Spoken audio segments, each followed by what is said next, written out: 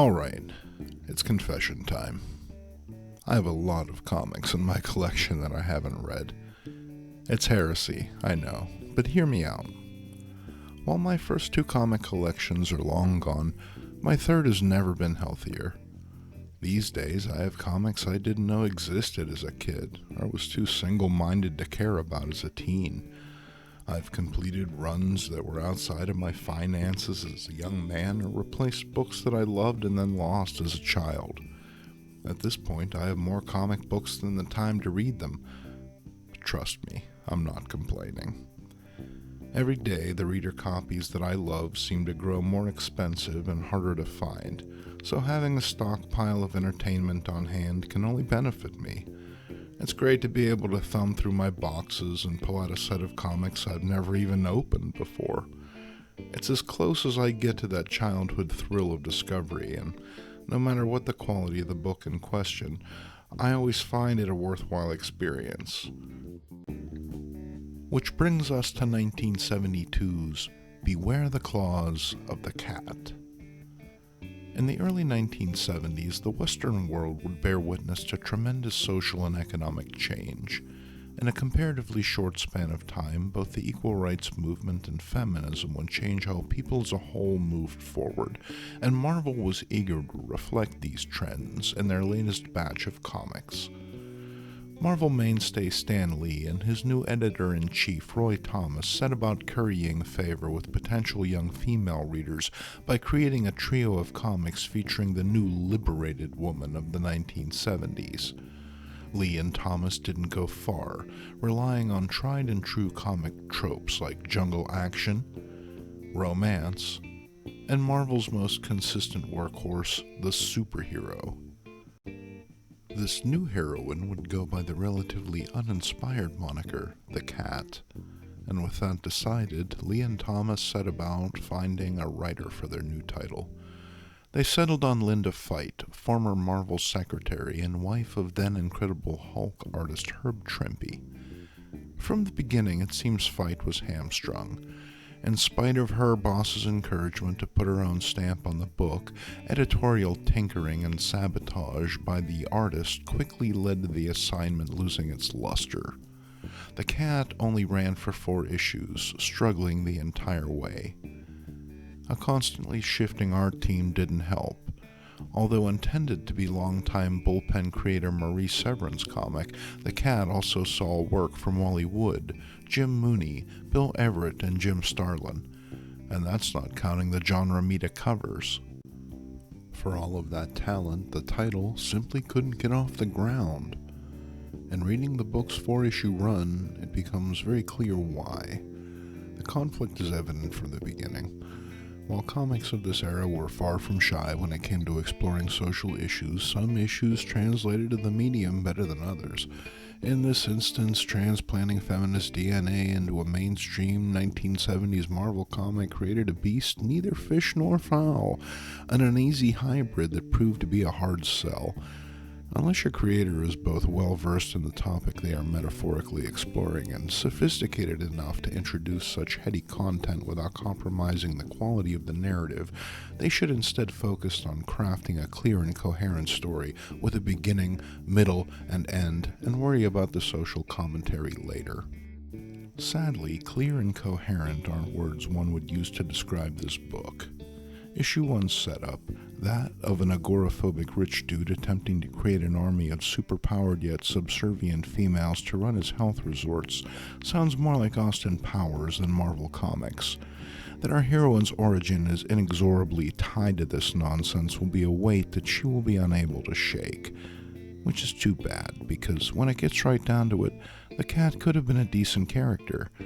No, she never would have been as popular as Spider-Man or as recognizable as Captain America, but with a little effort and imagination, Greer Nelson may have gone on to develop into something more than a feminist caricature inexplicably clad in a skin-tight yellow costume.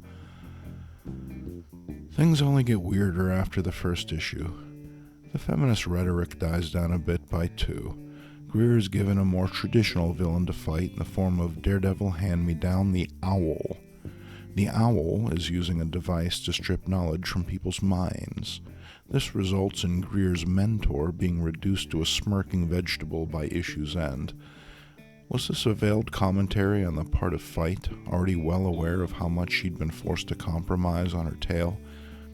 It's hard to say, as the Doctor is more or less forgotten from this point on, which is odd as how such a big deal had been made with her relationship with Greer up to this point.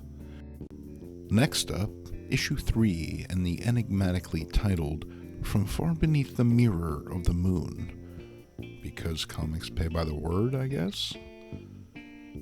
The cat is already in the middle of an adventure, zipping along the sea in a borrowed boat.